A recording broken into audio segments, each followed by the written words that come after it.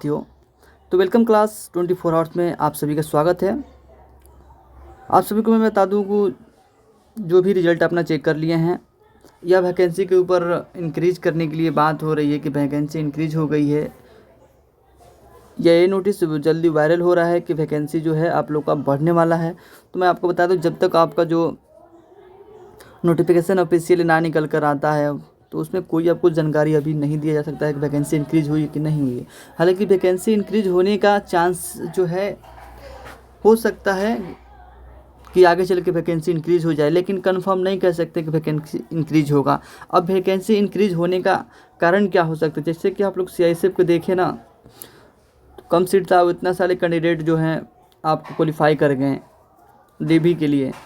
उसी तरह हम इसमें कह सकते हैं जिसमें आप लोग को 65 प्लस यानी 65,000 प्लस इसमें रिजल्टेड हुआ है, जो 1300-1400 कुछ पोस्ट के लिए।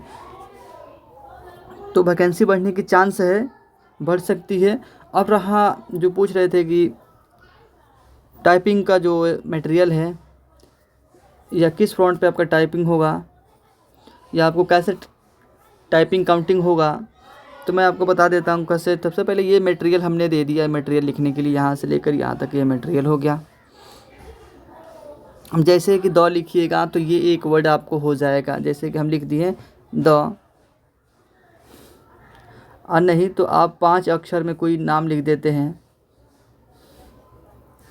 तो आपका हो जाएगा। जैसे कि हम यहाँ से फ़ोटो लिख देते हैं, फ़ोटो, तो ये हमारा 5 अक्षर का हो गया। तो इस तरफ का आपको वर्ड उसमें काउंटिंग किया जाएगा। अब आपका फ्रंट साइज़ कैसे मिलेगा लिखने के लिए, काउंटिंग करने के लिए, चलिए हम बता देते हैं आपको। स्किल टेस्ट के बारे में हमने बता दिया है। बाकी आप लोग को डॉक्यूमेंट में भी सचेत रहना है कि डॉक्यूमेंट में क्या क्या लगने वाला है। तो देखिए, डॉक्यूमेंट आपको जब जाइएगा अपना सेंटर तो आपका डॉक्यूमेंट वहाँ पे डॉक्यूमेंट में आपको जो फॉर्म फिलअप किए थे मैट्रिक के बेसिस पे एज कैलकुलेट होगा आपका। उसके बाद 10+2 बेसिस पे दोनों का मार्कशीट और आपका सेम नेम मिलाया जाएगा। DOB जो होगा, डेट ऑफ बर्थ, ये सेम आपको रहने वाला, तभी जाकर आप जो है कोई दिक्कत नहीं होगा। बाकी सर्टिफिकेट के बारे में जो बता रहे थे, बोल रहे थे कि सर्टिफिकेट कौन कौन सा तैयार करा, तो बहुत सारे वैकेंसी में देख रहे हैं कि क्रूशियल डेट वाला मांग रहा है, 1 साल पुराना जो मांग रहा है।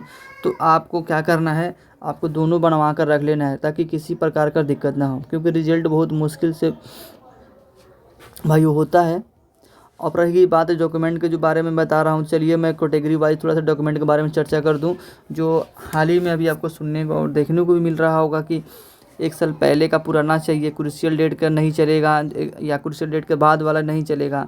तो मैं आपको स्पष्ट यहाँ पे कर देता हूँ। चलिए कैटेगरी वाइज मैंने UR देखिए, इसका तो कोई बात, इसका दो डोमिसाइल सर्टिफिकेट आप लोग बनवा लीजिएगा, किस स्टेट से बिलोंग करते हैं, पुराना और नया। EWS का बहुत बड़ा प्रॉब्लम हो रहा है ना, तो EWS वाले अपने जो हैं 1 साल पुराना बनवा के रख लें। पुराना जो होगा आपको रखना है बनवा के, सॉरी मैंने मिस्टेक कर दिया। तो 1 साल पहले जो पुराना है वो भी चलेगा, और जो क्रूशियल डेट के बाद वाला, जो मान लीजिए आपका वैकेंसी स्टार्ट हुआ और वैकेंसी स्टार्ट उसका पहले पुराना वाला है, तो वो आप लोग को पास में रख दीजिएगा और आप लोग एक नया बनवा लीजिए EWS वाला। OBC नॉन क्रिमिनल जरूर बनवा लीजिएगा। अब किस फॉर्मेट में बनवाना है, यहाँ पे आप लोगों को सभी फॉर्मेट का अपडेट दिया जाएगा। मैं अभी टाइपिंग के लिए बोल रहा हूँ, जैसे कि अब मैं बात करूँगा टाइपिंग के बारे में। ये भी तो ज़रूरत है कागजात के बारे में। जब मान लीजिए कागज़ ही सही नहीं रहेगा, हमने टाइपिंग भी पास कर लिया, फिर हमारा डॉक्यूमेंट चेक होगा तो हम क्या करेंगे उसमें, इससे हम फेल हो जाएंगे कि नहीं। तो इसीलिए मैं यहाँ डॉक्यूमेंट के भी बारे में बात करता हूँ और टाइपिंग टेस्ट के बारे में बता देता हूँ। इसके जस्ट बाद में, इसके बताने के बाद में बता देता हूँ, ये जो फॉर्मेट होगा नॉन क्रिमिनल वाला, इसको बना के रखिएगा।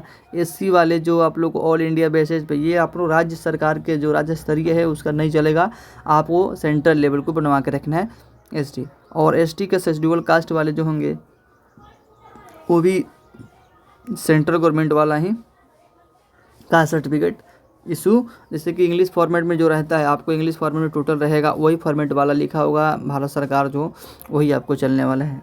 बिहार सरकार हो गया, उत्तर प्रदेश सरकार होगा, ये आपका जो स्टेट वाइज नहीं चलेगा। आप ऑल इंडिया लेवल पर, सेंट्रल लेवल पर आपका कास्ट सर्टिफिकेट होना चाहिए। ये तो रहेगी कास्ट सर्टिफिकेट के ऊपर बात है, मैंने कर दिया। यदि आप देखना चाहते हैं तो देखिए, आप सबसे पहले अब बात करते हैं की के लिए। आपको ASI का अलग स्पीड है और HCM का अलग स्पीड है, दोनों का अलग अलग स्पीड है। इसमें 80 और इसमें 30-35 के आसपास है, देख लीजिएगा, मैं बता दिया हूँ थोड़ा, यहाँ पे 30-35 के आसपास है। अब जो आपको एक फ़ॉन्ट होता है, जैसे कि किस फ़ॉन्ट पे आपको टाइपिंग हो जाता है, जैसे कि हम कहीं पाते हैं तो नॉर्मल फ़ॉन्ट पे, तो आप जब भी की करिए टेस्टिंग कीजिए तो आप मंगल फ़ॉन्ट पे ही आप लोग को टाइपिंग करें और उसी बेसिस पे तैयार करें, जिस बेसिस पे आपको नोटिफिकेशन में इशू किया गया है। और जिनका रिजल्ट अभी तक नहीं दिखा है उनके लिए भी एक SMS मैं इसमें डाल देता हूँ। देखिए, जिनका रिजल्ट नहीं दिखा है तो आप अपना रोल नंबर जो सबसे पहले देख लीजिए, उसके बाद रोल नंबर वाइज चेक कर लीजिए। रोल नंबर वाइज अगर मिल जाता ठीक है, नहीं शो रहा है तो आप नेम वाइज एक बार देख लीजिए, थोड़ा सा समय देकर देख लीजिएगा, क्योंकि इसमें रिज़ल्ट जो है 67 के आसपास है रिज़ल्ट, आप 67,000 के आसपास है।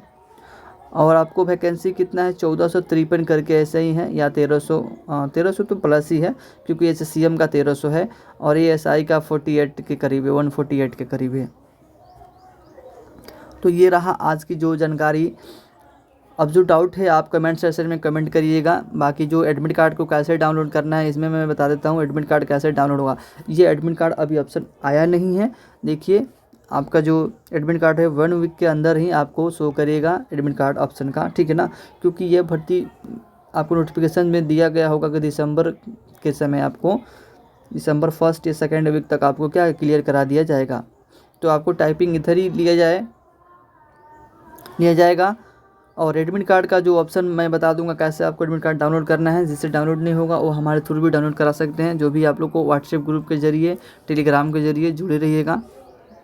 जब भी आपको ऑफिशियल नोटिफिकेशन के माध्यम से कुछ नोटिस आता है उसके माध्यम से मैं आपको प्रोवाइड कराऊंगा। अभी आपको डाउट है किसमें, स्किल टेस्ट में अगर डाउट होगा, डॉक्यूमेंट में डाउट हो, स्किल टेस्ट डॉक्यूमेंट में डाउट हो, तो ये हमारे जो भी कमेंट सेक्शन आता है उसमें कमेंट करिए कि आपको डाउट जो है वहाँ पे कमेंट को क्लियर किया जाए। क्योंकि एक साथ और एक ही समय पे जो सही में अगर दिमाग किया जाए तो उसमें नहीं आ पाता है। आपको दिमाग में मतलब चलता है कि चलिए हमने ये सभी बता दिया, लेकिन क्या मालूम आपके जो डाउट है, आपको कंडीशन क्या है, वो आप लोगों को डाउट रह जाए।